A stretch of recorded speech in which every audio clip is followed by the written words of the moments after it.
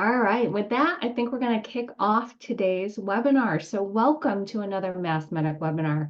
My name is Nicole Owens. I'm the Director of Marketing Communications for the organization. If you're not familiar with us, we are a trade association for medical device companies, primarily in New England, and we look to bolster the industry through education and connection, advocacy, and awareness. Thank you for joining us today. We have a great webinar. We're going to be talking about the ugly truth of AI in healthcare, and we have a wonderful panel here with us today. Today's webinar is hosted by Full Spectrum, so thank you for your support. Before I turn it over to our moderator for today, I do have a couple housekeeping notes that I'd like to share with you. Today's webinar is being recorded, so everyone who registered for the webinar will receive a copy of the recording following the webinar.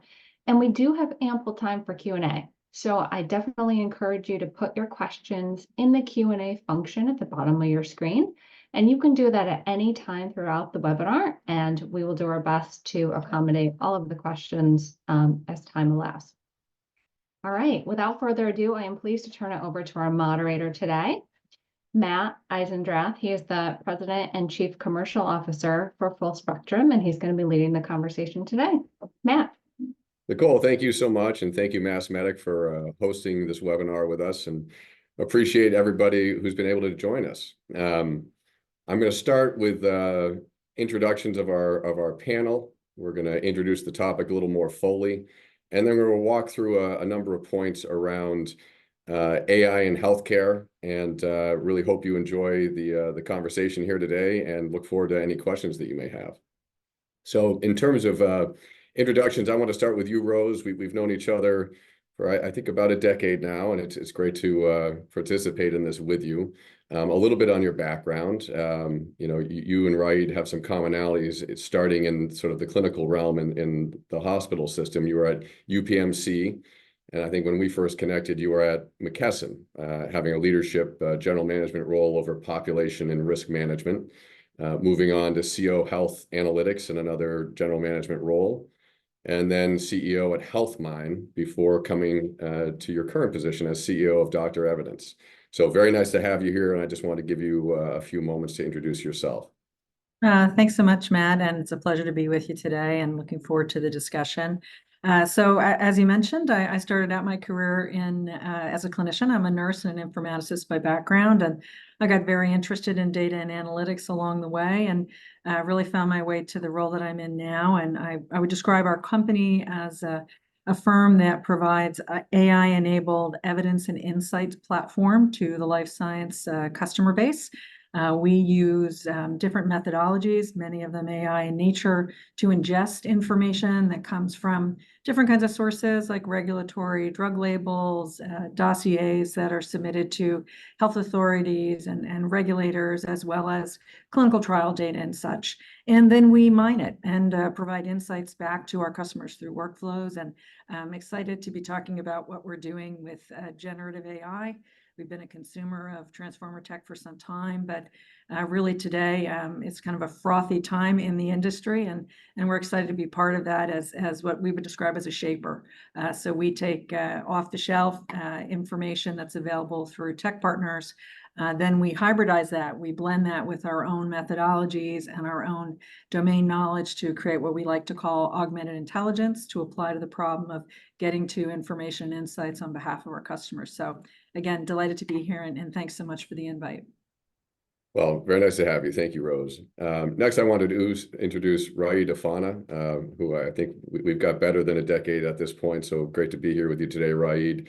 A little bit on Raid's background. He also started in the healthcare system at Henry Ford Hospital before moving into the medical device side with program leadership and quality roles at Philips Medical Systems, Varian Medical Systems, and is now a program leader at Roche. So great to have you here, Raid. I want to give you a few moments to introduce yourself as well. Thank you, Matt, and definitely looking forward for the conversation today. Like you stated, Matt, I started my career as a medical physicist working in a clinical setting in a radiology department.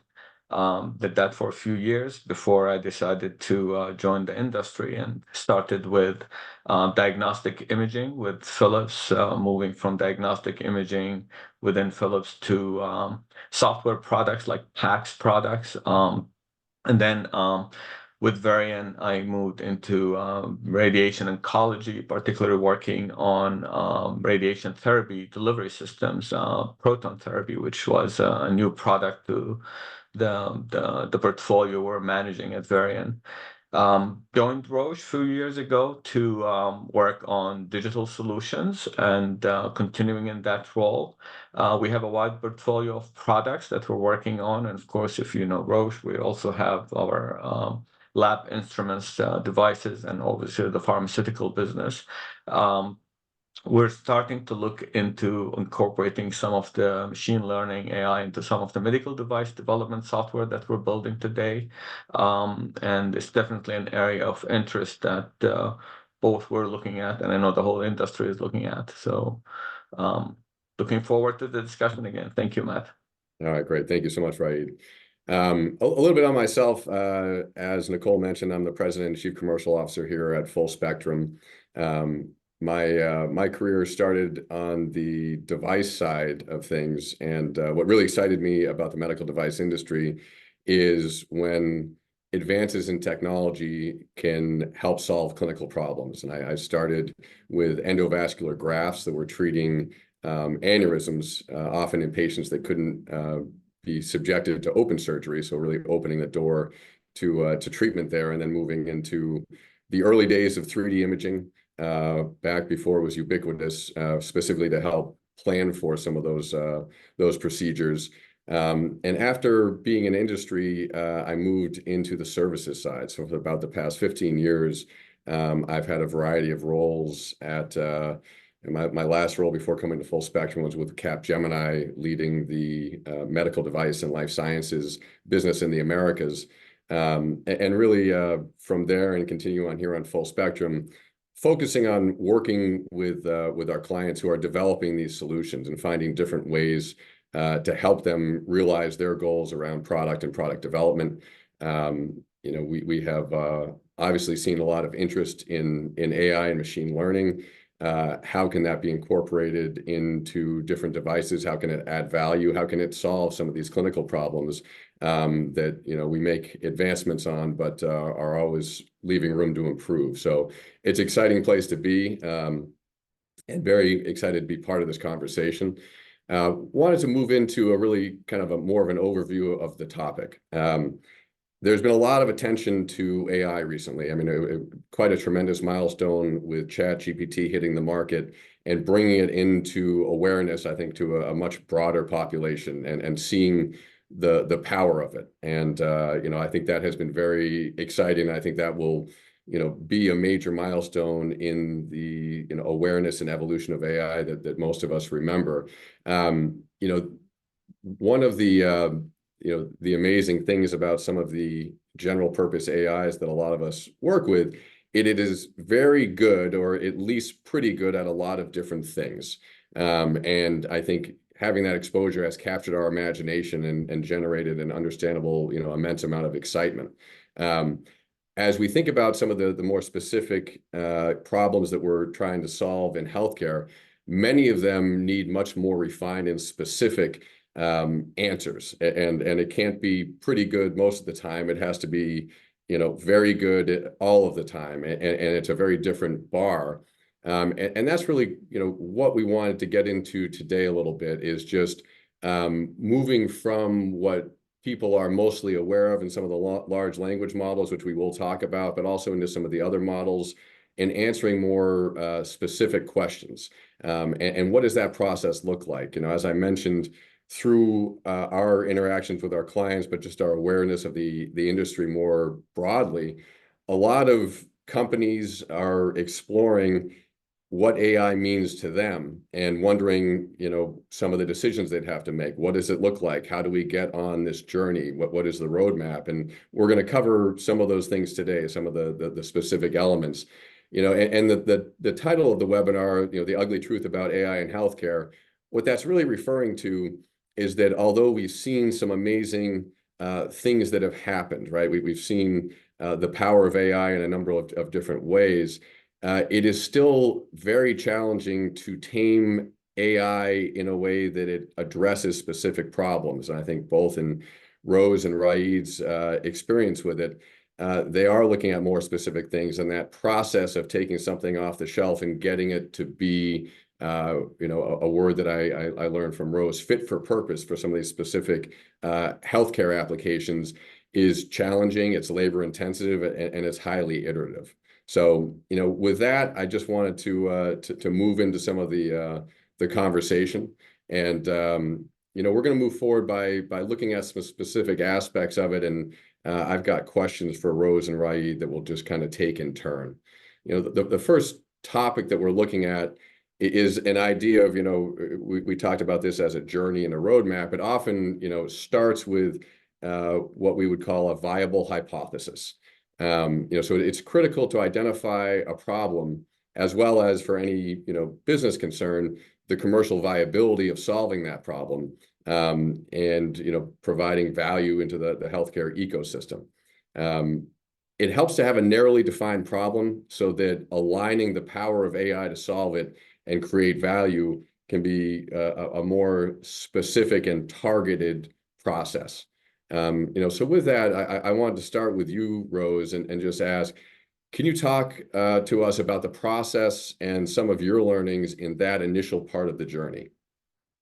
Sure. And I think you framed it really nicely, Matt, because, the job one is a well-defined business problem. So really understanding what you're setting forth to try to accomplish, and to have it be as narrow and specific as possible will certainly make it a much easier journey to tread. The second job is getting the data that you need to be able to create the models that you are seeking to try to, kind of utilize or bring to market. And so really, the next major task is getting your hands on wrangling that data and making sure that you have the breadth and robustness of data necessary. The third part is actually training the models, right? So you're now developing and designing a solution. You've got to go out and train it. And, just keeping in mind that at the end of the day, AI is essentially math. You've got to make sure that you're doing that properly, and that you are assuring, particularly with machine learning, for example, that you're not overfitting or underfitting your model, so that you're taking the time to truly evaluate both in the development phase, but also then in the use phase, whether or not you're seeing viable results. Because what you don't want to be doing is introducing bias or perhaps variation unduly, and you want to be able to understand how you kind of got from step one to the final work product, and be able to describe and explain what that looks like. So I think it really is a very tactical approach in many ways. You need to get to clarity around that business objective. The more narrowly defined, more well-defined use cases will make your job much, much easier. And frankly, I think in many organizations, not enough time is spent on that, as opposed to kind of diving into, let's go do some development work here. If you spend the time up front with the right diversity of opinion and perspective to kind of narrow that focus and get it to where it needs to be, you'll find that your results will be much, much more robust, and at the end of the day, fit for purpose, as you know, a favorite mantra of mine. Thank you, Rose. Right. I wanted to, have you address that same question about really the early stages, the hypothesis, the goal out of the gate, and how, that has played out in your journey and ones that you've seen as well. And I think, Matt, this applies to any probably solution you're trying to bring to market. I don't think it's specific to AI or ML, but I think Rose also covered it very well. Understanding the problem is key. Understanding the value is also important, especially when you're running a business trying to bring a solution to market. Co-creation, I mean, the use cases Rose, I think, highlighted. I think it's key to make sure that you're always connecting with your customers in these early phases, trying to make sure you understand the problem. You're trying to quantify the value. You get their input early on to make sure that you're clearly, defining these use cases, trying to hit the friction points they're trying to solve. And once you have that in, it doesn't mean that you actually have a solution yet. So that's where you start now. The hypothesis work, the experimentation work, the feasibility work to see if you can actually solve this problem with the tools you have and the data sets that you may have. So it's very important. I can't stress the importance of that. And again, I said it's not really just applicable to solutions that have AI or ML. It's for any solution you're trying to bring to market. That step of really understanding the problem, quantifying that value that the solution may bring to market, and making sure that you also adapt as you go on. Because I mean, these things change over time. You may start with a certain problem or use cases, and they will evolve over time. The hypothesis will change over time. Keep on iterating on that process early on, and as you go through your solution development. And we've learned through multiple years of working with different products and solutions that I cannot emphasize the importance of that value creation, value delivery, problem, definition, and the use cases and the application of that solution, which will change over time. And one thing I've learned is that it doesn't matter where you start with; it's always going to evolve and change as you progress through this development.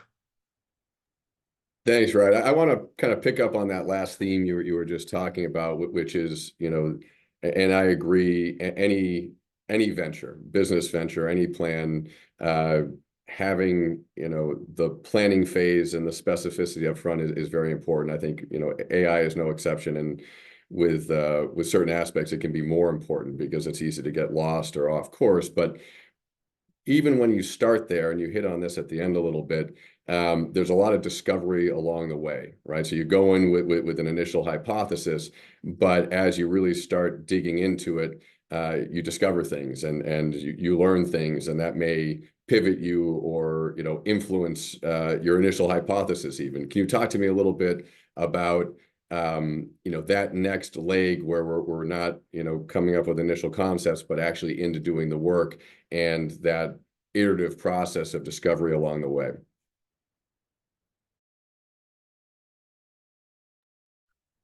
Right, to unmute myself as we go through. Sure. Like I said, I mean, things evolve and nothing is static. I think as you learn more, you start thinking about how the solution could evolve to solve that problem as it evolves. And maybe it's also important to acknowledge that in some cases you may learn that there is no value, or the value you started with maybe is not there, or the hypothesis you created up front doesn't fit the solution anymore. I think it's important to know and realize these early on rather than keep on investing in something that probably doesn't bring the value or solve the problem you were set to solve. So that iteration is key. I can't emphasize, how important it is to always go back to the customer throughout this process. Customer needs evolve over time. Other solutions may come to market as you're trying to build your solution, so keep that in mind. And also be prepared to pivot in some cases as you're building and evolving these solutions, or sometimes even abandon the solution just after realizing that the problem or the value is no longer there. And it all depends on, again, what's your solution, what's the intended audience, and what is the end game you're trying to get to with bringing or investing in that solution. And these things evolve constantly. So I can't go into specifics, but many examples through my 20 some years where we invested heavily in a solution where we should have really abandoned or pivoted early on, but we didn't. And lessons learned is like always listen to the customer. Thanks, Ryan. That is wisdom from a lot of experience. Rose, wanted to have you address that as well. Particularly, you described yourself as a shaper, right? Which means that you might have a different starting point than some other models. and some, sort of ground up models, but also, there's combinations of models, and then there's a lot of iteration over time, and sort of that process, how much goes into it, leaving space to make sure that you're being realistic, because, part of this is thinking about how long these things will take, and it's hard to know sometimes when it is an iterative process. So if you could speak to that, I'd appreciate it. Yeah, sure. And just kind of, borrowing on the, the very salient points that you just made, you do have to be constantly testing and evaluating the response to what you're attempting and or have brought to market. And I mean, kind of a simple example of what we've had to do is, as we started introducing Gen AI and ChatGPT interfaces to our toolkit for customers, we learned an awful lot by going directly to the customers around how they actually want to interact with it. Because even though it seems straightforward, to get a quality response from the model itself and from the interface, we needed to really invest in prompt engineering. And so, we now have that as part of our discipline. So our approach evolved to include making sure that we were thinking about the right approach as it related to prompt engineering to guide the user. And at the same time, then make sure that how we were directing the model as a result of that guide evolved the model. So it gave us the opportunity to create more of a robust feedback loop that helped us improve and ensure that the results are going to be more robust and fit for purpose again, but also that the experience that the user is having is one that they are enjoying. Because the other part of this is you don't want it to be difficult so that the user feels like they're not, they're frustrated or thwarted in trying to get to a simple answer. The idea of bringing these kind of tools to the market really is to help improve that customer experience, but also then refine and improve the outputs and the results that they're trying to render. So I think the other thing that we also hold ourselves very, keenly aware of is that are our results what we expect? So having a process of validation and verification throughout. With every release, we're evaluating for the precision of our results, for the relevancy of our results, for how we're weighting various things in our models so that we are getting the right results back. But it really does come back to making sure that that voice of the customer is very tightly involved throughout the process and the lifespan of the particular products or the development efforts, certainly. And that's really how we approach it. I think the other comment I would make is that, we firmly believe in human in the loop, the notion that there is domain expertise being applied. You're not just letting the technology do the lift. You're actually shaping not only the model, but you're bringing and infusing in the model the domain expertise that you have. And so you're using that expertise to, again, validate and ensure that you're getting reliability in the results and confidence, frankly, by the end user in the outputs that you're delivering to them. So I think those are all parts of what we do in our process that have been very helpful. It gives confidence to the user when you can explain how you're reducing hallucinations or addressing them. It gives confidence to the users when they see that their feedback has been incorporated in the way that you've designed those prompts. But ultimately, at the end of the day, it improves the commercial prospects of our business and the responsibility we have to our shareholders by making sure that what we're delivering to market does do what the client needs it to do and can compete effectively while it's out there. Thank you, Rose. I wanted to move on to, again, this is often early, maybe not out of the gate, but an early consideration is tools. There's a lot of tools available and proliferating very quickly, right? And for different types of problems, you might be looking at different data types, right? And you might be analyzing them with a specific tool or a combination of tools. There's structured data, there is unstructured data. You could be, pulling structured data from an EMR.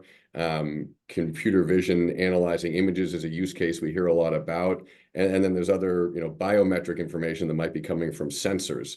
Right, I wanted to go back to you on this just and think about, how wide a range of tools have you found available for the challenges that you're focused on? How important is that tool selection? And in your case, there's also, the building ground up of certain aspects of it as well. And I just want to get your viewpoint. Yeah, thanks, Matt. I think tools, I mean, can't, we shouldn't underestimate the tools and the impact that tools have. And I can speak maybe more around working on regulated devices where you're trying to build, an AI module that fits into a medical device. There's a lot of early research work, and there's definitely a lot of tools available out there. It's important to keep in mind that if you want to leverage the early research work you do and the early module developments that you create, your tools have to be controlled, meaning validated, I guess, in the regulated industry world. And it takes some investment to do that. And I can't emphasize the importance of that, because the ramifications of not investing in the right tool set upfront and controlling that tool set, validating that tool set, means that a lot of the early research work you've done has to be redone under some controls later on if the solution is going to end up in a medical device. And I think it's a balance, because you don't want to apply full design controls up front, because that's very expensive and will slow you down. I mean, I don't want to claim that controls are always necessary. They're necessary at certain stages, and the right controls, I mean, again, fit for purpose. Make sure that your controls are evolving as your hypothesis and solution is evolving. Same thing with the data sets that you use. I mean, if you have, I mean, the most expensive part, I think, in this journey is typically data sets. Data is hard to get by, and good data is very hard to get by.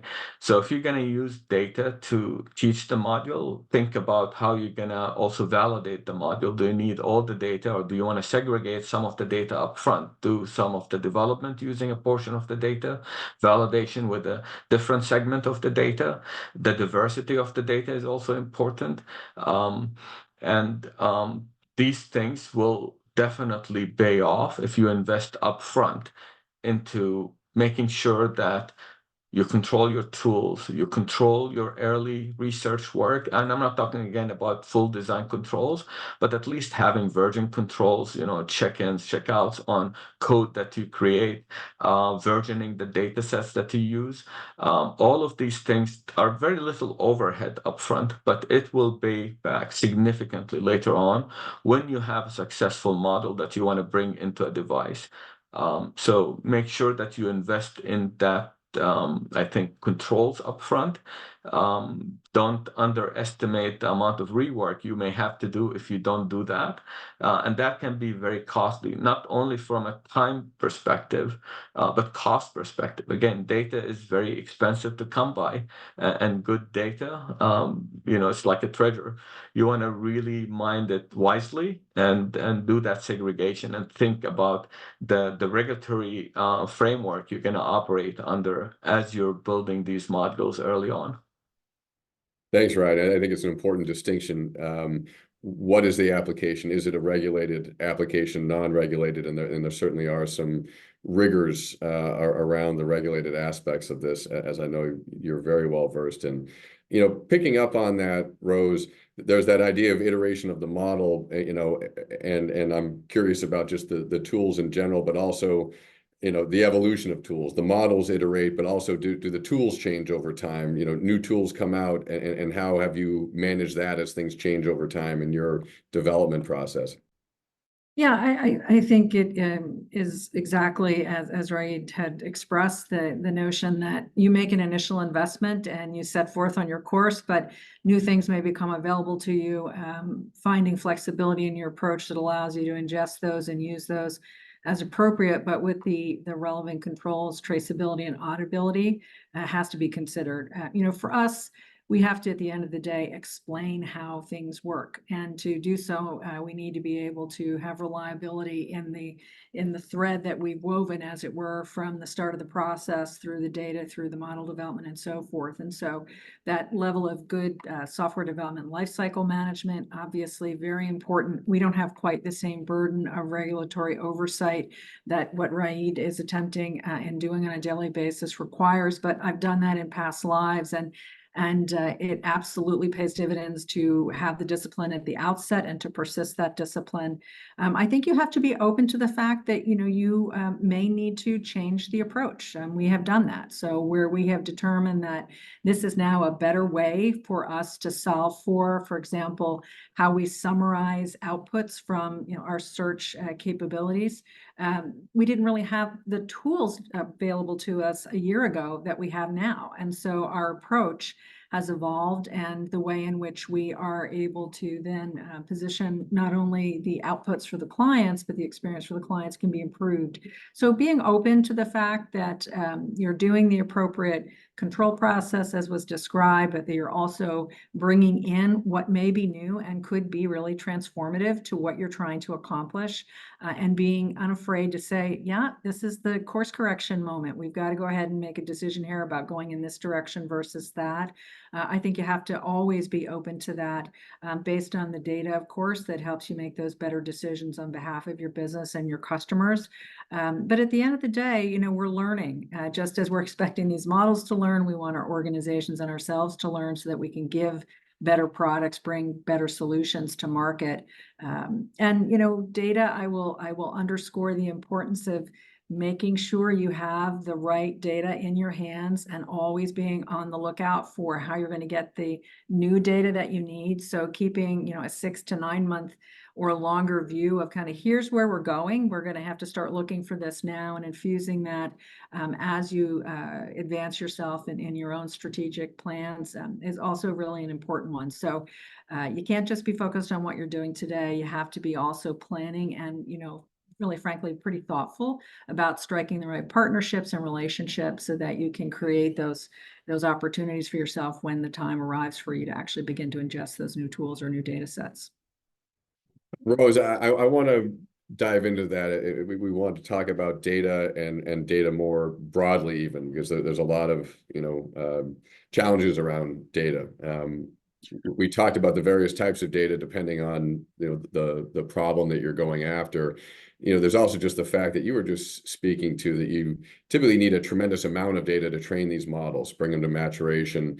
And then in healthcare in particular, the data can be sensitive, right? It can be protected health information or sensitive in other ways. So privacy needs to be considered in addition to bias, right? And that's something we talked about a little bit, but haven't gone deeply into. It's not just volumes of data, it's quality of data. I mean, and starting just kind of with the volume question, has access to sufficient volumes or sample sizes been an issue for you as you've been developing your programs? And if it hasn't, just any of your awareness beyond your programs where that is an issue.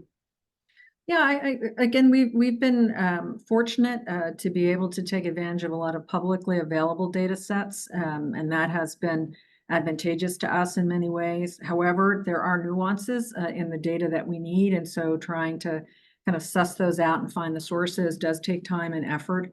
But with that said, I think the key is to remember again what your needs from that data are. So particularly if you're looking at clinical applications or diagnostic applications, it is super important that you have a representative data set. And I think there's been quite a bit published on how bias can be introduced if you don't have a robust data set that doesn't have the right ethnicity represented, or frankly, it's underserving gender, different things that need to be considered as you're actually trying to, again, get the right level of data to inform the work that you're doing. And I've read some really kind of interesting positions on this recently where, it's also the perspective of the people who are designing and developing. So to make sure that you're thinking about, do you have representative clinicians in the group that you're working with so that you're hearing their voice as you're understanding the data that you think you're going to need?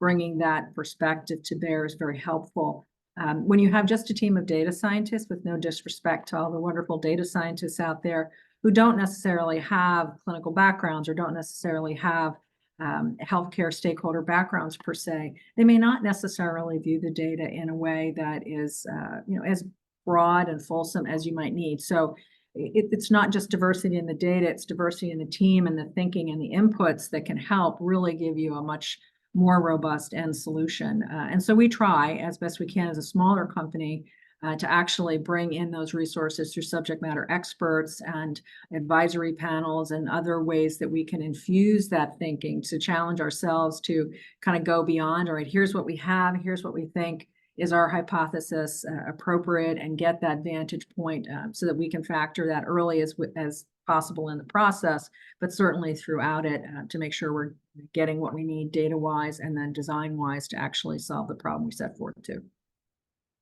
Thank you, Rose. Right, I wanted to have you kind of address that as well, different perspective that you have, volumes of data, ability to get at it, but really also the quality of the data, right? Biases is a major challenge sometimes in the development of these models, and just how you've seen that play out, or in the programs you've been involved with, or beyond.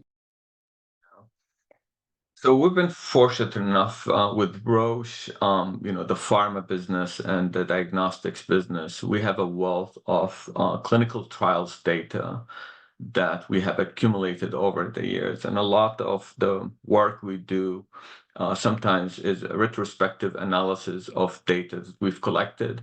And that's the best position to be in, especially if you have secondary use rights on that data that allow you to go back and mine that data and use the data for new insights.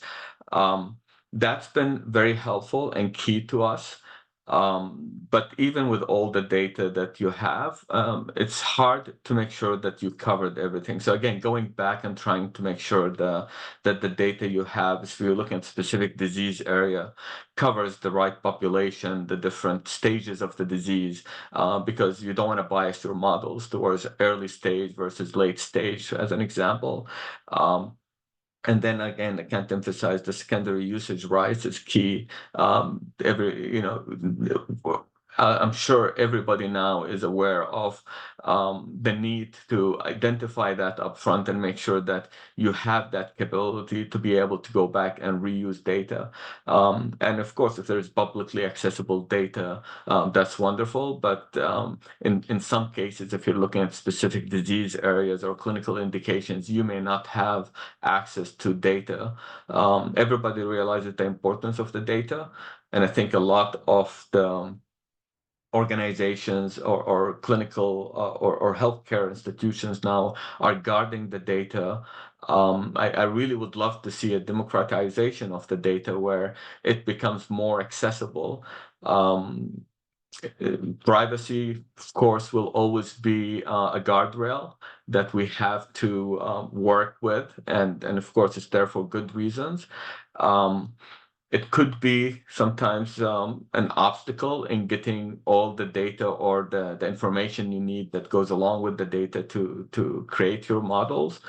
I think the regulations or the regulators are realizing, the need to maybe open that up. But again, privacy concerns will always be there. An example I can give you is if you put a module out there that uses AI and your solution is evolving over time, you need to make sure that your solution is evolving in the right direction, which means you need to go back and start looking at some of that data which contains some private information to assess the modules. We're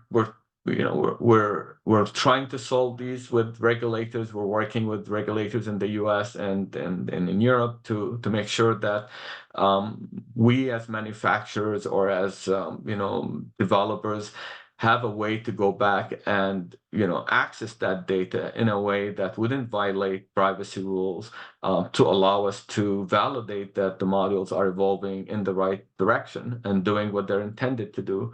And I think there is acceptance, or there's realization that that needs to be a path for us to dig deep and look at some of this private data to assess the modules.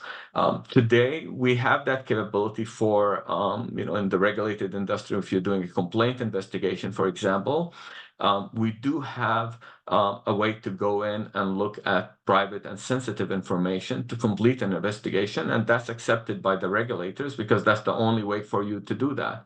I think the same would apply for these AI and ML modules, where if you want to make sure that your modules are functioning properly, the regulations have to give you a path to get some insights into some of this private and sensitive data to validate the modules. And then you can go back to shield that data and make sure that the use of that private and sensitive information was only done to evaluate the modules. And there are mechanisms today. All companies that deal with sensitive data have guardrails to make sure that that access is limited and then removed once the module is validated, for example, or the complaint is investigated. Thanks for that. That is helpful and gives a lot of detail, which I think is important. We had a question come in that I think is a good one. So I wanted to share it with the two of you and get your thoughts. And it's going to be a slightly different perspective for each of you. But the question was that AI models can run into the challenge of clinical or customer acceptance, that there's a reluctance among caregivers to adapt the technology, particularly if it's newer and some of the clinical validation is early. I think you have very different end users. Rose, you told me a story about this a little bit where this comes up, but I'm curious how you would answer that. How do you get over people's reluctance or questioning of the models? How do you get them over that hump when there's resistance? Yeah, there's a couple of different ways to go. I think, first of all, you have to expect and appreciate that there is a level of concern about transparency and explainability. And I think all of us who are delivering these kind of solutions have the burden to appropriately and responsibly address those questions.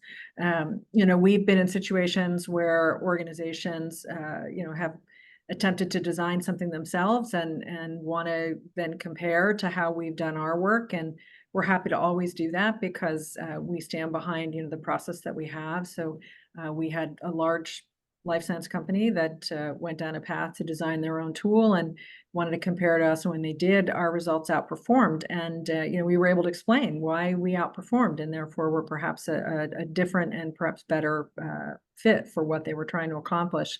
I think you have to be prepared to always stand behind and explain to the level that you can without exposing IP, because there's always that question. And I think there is respectful boundaries there. But it is about governance, and it is about the process of verification and validation and having transparency around what that is for your organization. I would say, guardrails, frameworks, monitoring, get used to it. That's the way it should be. And you would want it to be if you were a patient that had an AI diagnostic being used on you. You want to make sure that your clinician has confidence and that you can have confidence that the treatment is going to be to your advantage.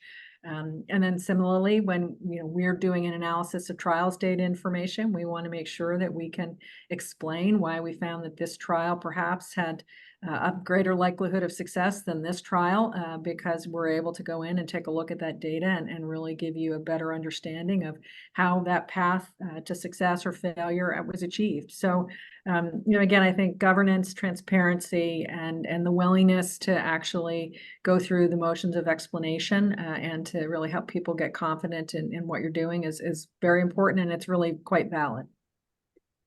Right. I'm curious about that same question for you. I wanted to add another layer to it, just taking into account the regulated nature of most of the work you're involved in. So there is that getting buy-in, getting comfort, overcoming reluctance with end users, clinicians, and patients alike. But then I think that there's another question that came in, I think is a good one, about how the regulations evolve, right? And how that impacts how you have to plan and think about it and be nimble, right? So let's give you one question at a time, and it'll make it a little easier. But in terms of that, overcoming resistance from the market, whether it be patients, clinicians, or otherwise. Yeah. No, I think Rose touched on this very nicely. Of course, transparency, whenever you can do that without exposing IP, is key. But clinical evidence is also very important. And again, clinical evidence maybe falls under validation in some way, but you have to show evidence, regardless of what your solution is, whether it's a regulated device or non-regulated device. Evidence is key, and we have actually had spent significant effort in the past, even for non-regulated device, just to make sure we have the evidence to show that the solution is bringing value, the solution is solving the problem, and the evidence sometimes, generation may take longer than the development of the module that you're trying to put out there. So don't underestimate the value of evidence. I mean, again, I would be reluctant to venture or use a tool if I don't have evidence that that tool actually works in the intended, population, in the intended environment, and in a way that makes the users of the solutions life easier. You can have a great solution out there, but if it's cumbersome, it's not easy to use, it's not going to get that far. But evidence is key. So I would agree with the question that the reluctance typically comes from lack of evidence. Anything new that comes to market, regardless of what that solution is, people are going to be looking into what evidence do you have that this works. So early piloting, early testing with key customers before you go to market is important, very important. You don't want to put something out there that doesn't have the evidence and the user testimonies behind it saying that it does work, it does solve the problem, and it fits in a clinical whatever the setting that you're trying to bring that solution to. So make sure that you pilot your solution with few or key customers in different environments before you go to the masses, because that evidence will be key. Thank you, Ryan. I want to get back to what I was asking about changing regulation, but another question came in, I think is a good one. When aligning smart tech with smart clinicians, can you all speak on reservations you might have from choosing vendors comprised of young and small teams? And again, I think this is, a question of overcoming resistance. It's just another form of it. So Rose, maybe start with you on this one. Yeah, and it's a perfect question. We're a small company, and Reid is from one of the largest in the world. So I think the key is that the team that you're working with understands the work that they're being asked to undertake for you. I think it is really about the quality of the effort and the domain knowledge that the team has. And I think even in terms of the years of experience, it doesn't necessarily have to all reside in one individual. It can be spread, and collectively, you can see the experience that is cumulative and can be applied to the challenge. I think it's important for you to feel comfortable with the choice that you make, but it really is up to each of us to convince you, if you're the customer, that we have what you need and we have the evidence to support it. And obviously, we believe in evidence; it's part of our name. So we do believe that it's quite appropriate that smaller companies, individual organizations, like some single consultancies, can have a huge impact when they are inflected at the right point in a process. So I wouldn't be put off by the size of an organization, big or small, because I've heard it on this, the same sort of challenge. I don't want to work with someone who's too big because, they're not going to pay as much attention to me if I'm a smaller customer, or it takes too long to get innovation out. Those kinds of things. So there's sort of both sides of the equation here to balance. But I think at the end of the day, if you are asking for a particular result and you want to have proof that they can deliver it, the voice of other customers, those testimonials are probably the strongest thing you can bring to bear. So take the team on face value, everything that they say they can and will do for you, but also look further, ask the right questions about their ability to deliver those results, and, having those customers evidence, as well as anything else that has been amassed to support the offer that they're making to you, I think is fair game. Anything to add to that, Raid?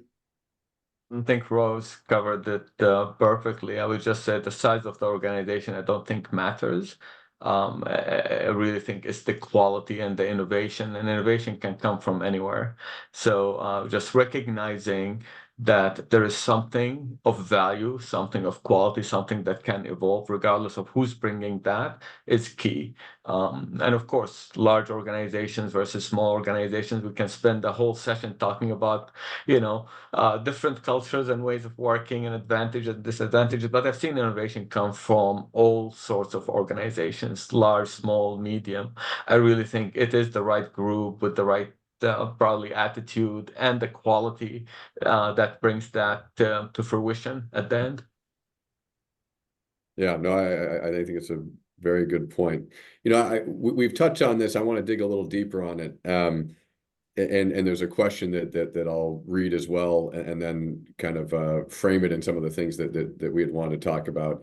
What about data quality issues and how they affect AI outcomes, garbage in, garbage out? And I think it's a great question. We've talked about this a lot amongst ourselves, but taking that one step further, you may have to evolve your models at some point. You may realize that there is bias baked into it, or there's something that's changed in the market, or that's changed in some way that means you have to have control over your model, understand the data that has gone into it, and maybe make more precise changes to it. And I think there's a concept of data quality on the one hand, but also model control on the other to deal with those changes. And it's not trivial at all to manage that. Rose, maybe I'll start with you, but Raid, want to get your thoughts on it as well. Data quality and also model control and ability to control in a precise way. Well, certainly garbage in, garbage out is an important principle. So, data wrangling is not just amassing it, it's also, cleaning it and identifying where the gaps in it are, and making sure where you can, is there a way to synthetically evolve the data that you have? Is that appropriate for the use case that you're trying to solve for? So there are different ways that you can take a look at the data. But you do absolutely have to focus on the data at the outset and make sure that you don't take your eye off of it throughout the process. So I think that is important and to be acknowledged. I think as it relates to models, models are software at the end of the day. You've created something that has to be controlled and managed and versioned. And so, we have a library. We have, 25 or so hybrid models that we have. And it's not that we're trying to add more models, but we want to evolve the models that we have where possible. So, we design them with reusability in mind and scale in mind. So where there are common and functional intersections, we can reuse the models, and, very much a part of us in terms of evolving a model. We start with something that's working functionally, and we can continue to add to that and iterate it and improve it. But it's software that you need to do the same kind of software controls on. So version control, making sure that your disciplines are being applied, that you're checking these things in and out, that you're doing code reviews, that you're doing model reviews, that you're gathering any kind of feedback that you can in terms of the results that people are seeing, or any aberration or variation to what was expected. And you reinfuse that back into your process. So it really comes back to good software management processes and principles, hardware and firmware management processes and principles as appropriate as well. And it's that discipline. So if you have a good quality software organization or a team development organization that you're working with, making sure they have the necessary kit, making sure they have the necessary procedures and processes to support that. Internal audits, I think, is something that, again, no matter how big or small you are, you have to have them, and they're good disciplines. So, having other people come in and take a look at what you've done and validate and offer opinions on how to improve it matter as well. So kind of a wide-ranging answer, but at the end of the day, there's no nirvana here. So it's a lot of blocking and tackling. It's looking at that data quality, never taking your eye off the ball there, being prepared if there is an issue to solve for that, keeping good principles and practices in terms of your development shop and your management of your asset. All of those things have to come to bear. Thank you, Rose. Right, anything to add to that? I mean, it is a big topic, and it's a challenging one. Yeah. I mean, and again, Rose, I think you covered all the points. The one thing I would say, of course, the quality of the data, but the diversity of the data. And maybe as you're developing these modules, understanding the data bias and make sure that that's not a deterrent necessarily, but then the claims you would make around your AI module has to be limited to the data bias that you already are aware of. And as you gain more data, and again, I'm talking about quality data, like I said, data is valuable, and and clean data is gold. You will get more data over time, and your modules will need to evolve over time, and your claims will also probably evolve over time as you have more data sets that can maybe broaden the indications for use for the particular solution. So all these good things around, like good engineering practice, regardless whether you're working in a regulated industry or not, good data science practices, all of these should be applied regardless whether you're working on a regulated and unregulated solution. And if you do apply those and you're working on a regulated solution, even without formal design controls, you will be able to bring those early research development work into a regulated product environment. So again, keep an eye on the data, accept the limitations of the data set you have if you're trying to bring something to market early, and evolve it as your data evolves. Thanks, Ryan. We're getting close to time here, and what I wanted to do is just give you each a minute or so to just wrap up and give advice to anyone who might be here, early in this journey or in this journey, but it's a challenging one, and just highlight any of the specific aspects we talked about today that you think are most important, the most important takeaways. So, Rose, maybe I'll have you start, and then Raid wrap up. I think, the main message is it's not pixie dust, folks. It's very specifically understand the business problem, make sure you understand what the customer's needs are, determine that value, and then follow good discipline processes and practices to get you there. I fully expect that this time next year we'll have even different AI that is available to us, and we'll probably be in a place where we've evolved our products in accordance with that, or at least our strategies going forward. And I think that's the fun stuff, that we are really experiencing an opportunity at this point in time to really do things a bit differently, and to kind of be bold, I guess, would be the only other thing I would say. Don't be afraid, as I think Ray very appropriately pointed out, sometimes you're going to get it wrong. That's okay. You learn from it and you move on, but you can be very, very successful just by putting your hand in the game and getting started. And I would encourage everybody who is considering what they need to do, just take the time to plan appropriately at the beginning, and be open to the feedback and the inputs that you're going to be seeking, and be prepared to evolve and to iterate, and you'll do well at the end of the day, and it's going to be fun along the journey. So Thank you, Rose. Raid? I would say don't let the regulations and the changes that are happening around the regulations and AI deter you. I think I would advise people not to underestimate the importance of controls and good practices upfront, regardless, again, whether it's regulated or non-regulated. It is an evolving field. It's a very interesting field. Keep your eye on the ball. It's not about the technology. It's about the problem you're trying to solve and the value your solution brings. So we're not doing AI for the sake of AI. We're not doing ML for the sake. We're doing it because there's a problem and there's a value, and this technology fits in well in solving some of these problems and bringing the value. So keep your eye on the ball. Awesome. Thank you both. I would just add, if you're trying to get out of the gates, don't hesitate to reach out to us either, because that is something we try to do, is help people with some of these early problems. And with that, Nicole, I want to hand it back to you.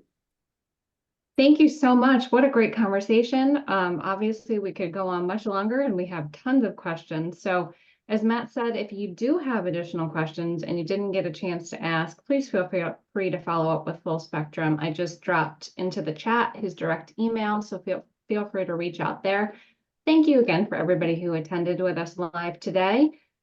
This is being recorded, so everyone will get a copy after. And thank you to all of our panelists. We really appreciate all of your time and expertise.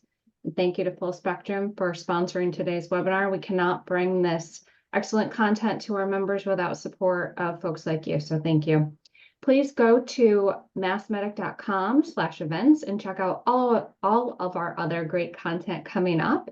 And we look forward to seeing you next time. Have a great day.